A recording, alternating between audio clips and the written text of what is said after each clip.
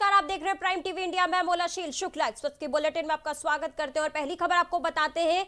भाजपा के प्रदेश प्रवक्ता सुरेश जोशी हल्द्वानी पहुंचे। यहां उन्होंने आगामी 2022 के विधानसभा चुनाव को लेकर चर्चा की। उन्होंने कहा कि विधानसभा चुनाव में भाजपा 60 सीटों पर जीतकर दोबारा सरकार बनाएगी। आगे ये भी कहा कि जिस तरह से कांग्रेस में 3 गुट चल रहे हैं, उससे साफ हो गया है कि जो खुद को नहीं कर सकता वह दूसरे परिवारों में जाकर क्या संपर्क करेगा।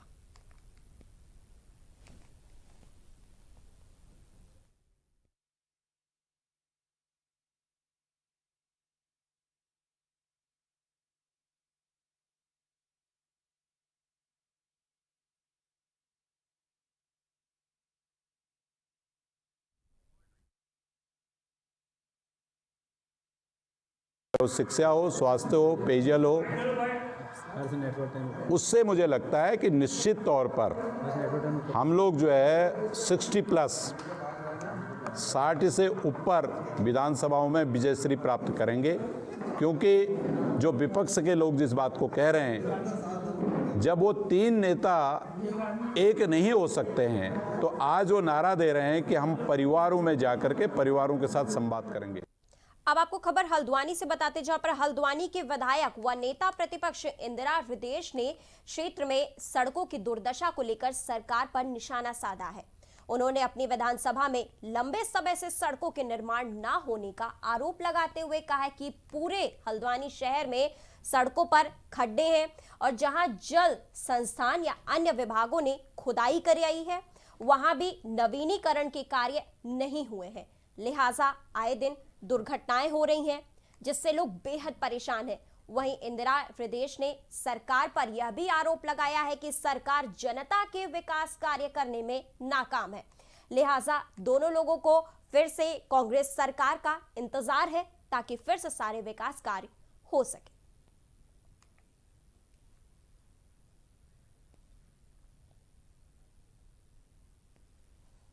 रिपोर्ट कार्ड तो जनता के पास है। हर सड़क में गड्ढे पड़ गए हैं। जो इन्होंने अभी सब खोदा पानी डालने के लिए और सीवेज के लिए, उसका पैसा मिलता है सरकार से, वो भी इन्होंने बंद नहीं की। मेरी खुद सामने खुदी हुई सड़क देख लीजिए।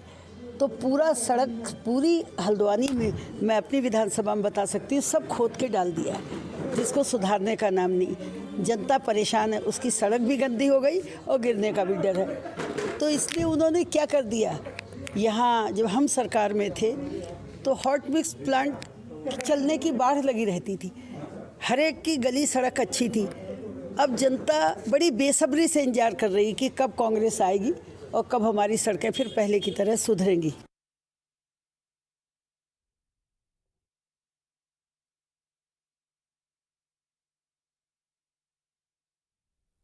अब खबर रुद्रप्रयाग से। रुद्रप्रयाग में पूर्व जिला पंचायत अध्यक्ष व कांग्रेस के पूर्व प्रत्याशी लक्ष्मी राणा को महिला कांग्रेस का प्रदेश प्रभारी बनाया गया है। यहां उनका कार्यकर्ताओं ने जोरदार स्वागत किया। बड़ी संख्या में महिलाएं, बुजुर्ग और युवा शामिल हुए।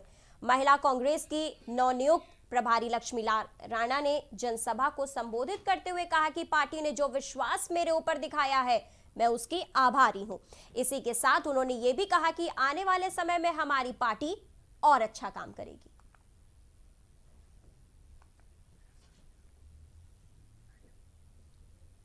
मतलब क्या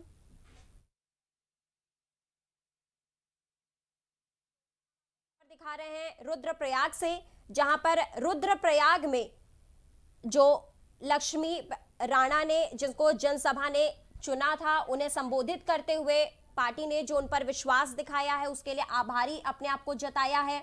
उन्होंने कहा है कि जो पार्टी ने मुझ पर विश्वास किया है, मैं उसके लिए बेहतर कार्य करूंगी। इस वक्त टीवी स्क्रीन पर हम आपको लक्ष्मी राणा की तस्वीर दिखा रहे हैं, जो कार्यकर्ताओं ने उन्हें सम्मान दिया है। लक्ष्मी राणा को मिली महिला ब्रिगेड की कमान। आज मैं सबसे पहले तो उत्तराखंड प्रदेश कांग्रेस का हार्दिक आभार व्यक्त करता हूं कि उन्होंने सुश्री लक्ष्मी राणा जी को पूरे उत्तराखंड का महिला कांग्रेस का प्रभारी बनाया है और आदरणीय लक्ष्मी राणा जी हमारे जनपद से हैं और 2017 में चुनाव भी लड़ी हैं, तो इसलिए ये पूरे जनपद के कांग्रेस के लिए और पूरे जनपद के लिए गौरव का क्षण है कि उत्तराखंड प्रदेश कांग्रेस ने उनकी अहमियत को समझा और उनकी शक्ति का उपयोग पूरे उत्तराखंड राज्य में जो 2022 में जो चुनाव होने जा रहे हैं उसमें उनकी क्षमता का उपयोग होगा और निश्चित रूप में आदरणीय लक्ष्मी राणा जी के नेतृत्व में हम 2022 का चुनाव जीतेंगे। मैं प्रदेश कांग्रेस कमेटी का माननीय अध्यक्ष जी का और सभी वरिष्ठ नेताओं का धन्यवाद करती हूँ जिन्होंने मुझे प्रदेश प्रभारी की पद दिया है और पूरे प्रदेश की जिम्मेदारी मुझ पर है, महिला कांग्रेस की जिम्मेदारी मुझ पे दी है। मैं उसका पूरा कर्तव्य से निर्वाह करूंगी और रुद्रप्रयाग जिला क्योंकि मेरा अपना जिला है, मैं इसमें रहती हूं, तो मैं रुद्रप्रयाग जिले के लिए भी लगातार महिलाओं को संगठित कर उनका संगठन बनाऊंगी और मजबूत करूंगी और आगे के लिए हमारे 2022 में कांग्रेस की सरकार बनेगी, इसके लिए मैं पूरा तन मन धन से काम। अब खबर चमोली से। चमोली में कई इलाके आज भी विकास से कोसों दूर हैं। चोपड़ा नखोलियाना मोटर मार्ग 8 किलोमीटर लंबी है, लेकिन आज कई साल बीत जाने के बाद भी सड़क का निर्माण कार्य पूरा नहीं हो पाया है। ग्रामीणों ने इस मामले में पीडब्ल्यूडी विभाग पर गंभीर आरोप लगाया है। ग्रामीणों का कहना है कि उन्हें कई दिक्कतों का सामना करना पड़ रहा है, इसलिए वो विभाग के खिलाफ प्रदर्शन भी कर रहे हैं। वहीं इस मामले में पीडब्ल्यूडी विभाग के अधिकांशी अभियंता राजकुमार का कहना है कि इस लैंड पर फॉरेस्ट विभाग द्वारा आपत्तियां लगाई गई थी, इसलिए निर्माण कार्य में परेशानी आ रही है। पोखरी नखोलियाना चोपड़ा मोटर मार्ग कुल लंबाई इसकी 8 किलोमीटर है। इसमें जो है वन भूमि की सैद्धांतिक स्वीकृति सितंबर 2019 में हम लोगों को प्राप्त हो चुकी है।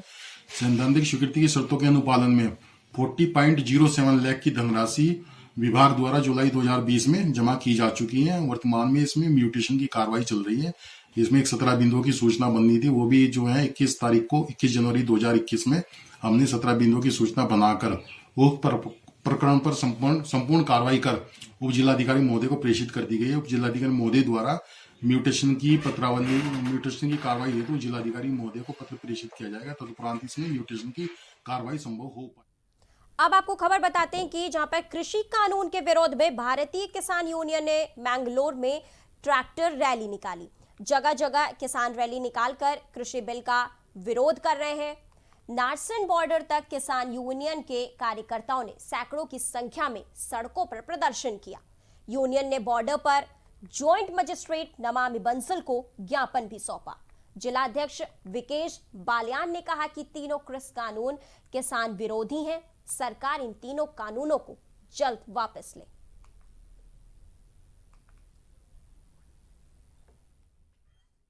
भाई पत्रकार बंधुओं सबको पता, आज के टाइम में कम से कम 60वें दिन में धरना प्रवेश कर गया दिल्ली और पुलिस प्रशासन अपनी तानाशाही अपनी मनमानी कर रहा है। देखो यहाँ बॉर्डर पर भी हमारे साथ किस तरह धक्का मुक्की हुई, लेकिन हम हटने के नहीं। और कृषि काले कानून का विरोध पूरे जोर से विरोध, जो हमारे भाई वहाँ बैठे उन्होंने वहाँ से ऐलान कर दिया कि बिल वापसी नहीं तो घर वापसी नहीं। तो हम भी दिल्ली के लिए कूच कर रहे हैं, पुलिस प्रशासन हमें कैसे रोक रहा है ये आपने देख लिया। इसी मांग को लेकर था कि वो विरोध प्रदर्शन करना चाहते हैं और अपनी बात को मुखर करना चाहते हैं। उसी के संबंध में उनसे लिखित में ज्ञापन ले लिया गया है और उन्हें यहीं पर रोक करके उनके विचारों को व्यक्त करने का उन्हें मौका दिया गया है। तो यहीं उनके द्वारा अपनी बातें रखी गई। और अब खबर पौड़ी से। पौड़ी में चौबट्टा खाल विधानसभा क्षेत्र के पुखाड़ ब्लॉक की पूर्व प्रमुख सुरेंद्र सिंह अपनी समस्याओं को लेकर डीएम के पास पहुंचे। पूर्व प्रमुख ने सीएम के नाम एक ज्ञापन डीएम को सौंप दिया है। उन्होंने कहा कि इलाके के लोगों को काफी समस्याओं से जूझना पड़ रहा है। इन दिनों आम आदमी पार्टी धरातलीय मुद्दों पर जन समस्याओं को उठाने का काम कर रही है। अब आम आदमी पार्टी के प्रदेश प्रवक्ता आशुतोष नेगी ने पूर्व प्रमुख को क्षेत्र की समस्याओं के निस्तारण का पूर्ण आश्वासन दिया है। जियो टैग कर दिए गए थे, उनके जो है खाते खुलवा दिए गए थे, उनके आधार नंबर और उनकी जो भी आईडी थी वो जमा कर दी गई थी। और आज भी वो जो बेचारे इंतजार कर रहे हैं कि हमारे इन खातों में जो है प्रधानमंत्री आवास योजना का पैसा आएगा। लेकिन मतलब ये सिर्फ खोखलेबाजी है, ये सिर्फ ढकोसला पीटना है कि हम कर रहे हैं। धरातल में अब खबर रुद्रपुर से। रुद्रपुर में 32वें राष्ट्रीय सड़क सुरक्षा के तहत एक कार्यक्रम का आयोजन किया गया। इस कार्यक्रम में कई वरिष्ठ अधिकारी शामिल हुए हैं। कार्यक्रम की शुरुआत सरस्वती वंदना के साथ की गई। इस दौरान सिडकुल एसोसिएशन के अध्यक्ष ने बताया कि हर साल की तरह इस साल भी कार्यक्रम मनाया जा रहा है। वहीं आरटीओ विपिन कुमार ने भी कहा कि सड़क लोगों को यातायात नियमों के बारे में जागरूक किया जा रहा है। चाहते हैं कि जो कोई स्कूटर या मोटरसाइकिल चलाएं तो हेलमेट का प्रयोग करें, कार चलाएं तो सीट बेल्ट का प्रयोग करें, बल्कि सारी जितनी सवारियां बैठी कार के अंदर सबको सीट बेल्ट लगानी चाहिए और स्पीड पे अपना कंट्रोल रखें। तो मेरा सबसे यही अनुरोध है पूरी पब्लिक से, जनता से, और अपने छोटे बच्चों को कभी भी टू व्हीलर चलाने की अनुमति ना दें। इसमें आज सिडकुल वेलफेयर एसोसिएशन की तरफ से हम लोगों को आमंत्रित किया गया था। इसमें सिडकुल के जितने उद्योगकर्मी हैं और जितने ट्रांसपोर्टर्स हैं, बाकी हमारे जो जिले के जो इन्फोर्समेंट से संबंधित अधिकारी हैं वो यहाँ उपस्थित हुए थे, चाहे वो एडमिनिस्ट्रेशन के हों, चाहे पुलिस के हों, ट्रांसपोर्ट डिपार्टमेंट के हों। तो इसमें जो 32वां राष्ट्रीय सड़क सुरक्षा माह मनाया जा रहा है इस साल 18 जनवरी से लेकर 17 फरवरी तक, तो उसमें हर फोरम पे, हर जगह प्लेटफॉर्म पे सड़क सुरक्षा के नियमों का आदान प्रदान, उनकी जानकारी साझा करना और ज़्यादा से ज़्यादा रोड दुर्घटनाएं रोकने हेतु किस तरह से नियम कानूनों का पालन करना चाहिए। अब खबर कि किसान आंदोलन को काफी समय हो गया है और किसान अपनी मांगों को पूरा कराने पर अड़े हुए हैं। सितारगंज में भी किसान प्रदर्शन कर रहे हैं। किसान आगामी 26 जनवरी को आंदोलन को और बढ़ाने की प्लानिंग कर चुके हैं। किसानों के प्रदर्शन को लेकर एएसपी ने कहा कि किसान ध्यान रखें कि इस दौरान किसी असामाजिक तत्व की घुसपैठ न हो सके। इस मामले पर कोतवाली में हुई बैठक में एसपी देवेंद्र पिच्चा ने कहा कि किसान ट्रैक्टर परेड में शामिल होने के लिए सीमित संख्या में ही जाएं।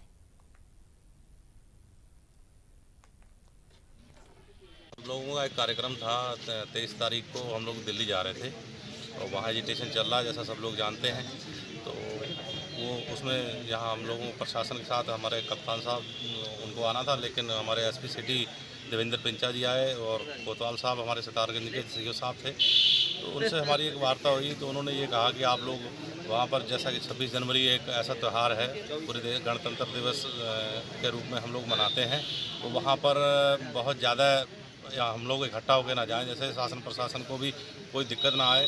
तो हमारी उनसे वार्ता हुई कि वो भी हमारा सहयोग करेंगे, जाना तो हमें है ही वहाँ पर। इनसे यही वार्ता, पहले तो ये समझाया गया कि वहाँ जाना चूँकि ऑलरेडी काफ़ी भीड़ है, काफ़ी दिक्कत हो सकती है, तो उसको लेकर उनको समझाया गया। दूसरा 26 जनवरी का त्यौहार है, लॉ एंड ऑर्डर और कई चीज़ें दिक्कत रहती है, तो उसको लेके आप लोगों से बात की गई, समझाया गया। लोग देख रहे हैं, बात कर रहे हैं। दूसरा आज चूँकि किसान यूनियन की मीटिंग भी आज गवर्नमेंट के साथ चल रही है, तो देखते हैं, वो भी उनका परिणाम का भी वेट कर रहे हैं, उसके बाद ही जो भी होगा निर्णय होगा।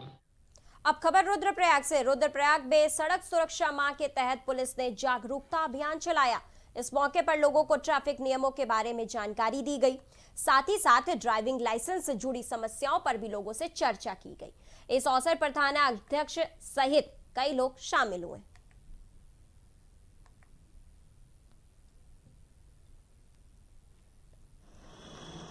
प्रतिदिन आपको यातायात सुरक्षा के संबंध में जनता को, वाहन चालकों को और हमारे वरिष्ठ नागरिकों को, स्कूल के बच्चों को, सबको जागरूक करना है कि सड़क पे कैसे चलना है, कैसे आप इससे बचा जाए। क्योंकि हर साल देश में करीब 35 लाख लोग दुर्घटना में घायल होते हैं, जिसमें अधिकांश लोग जो है ज़िंदगी भर के लिए अपाहिज हो जाते हैं, कुछ की मृत्यु हो जाती है।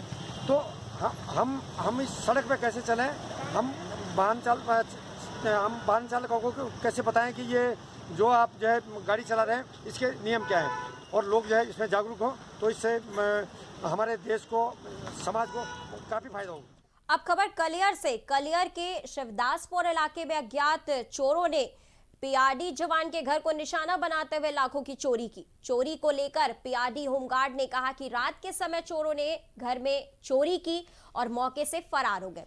फिलहाल चोरी के मामले में पुलिस ने शिकायत के आधार पर कार्रवाई शुरू कर दी है। पुलिस का कहना है कि जल्द ही शातिर चोर को गिरफ्तार कर लिया जाएगा।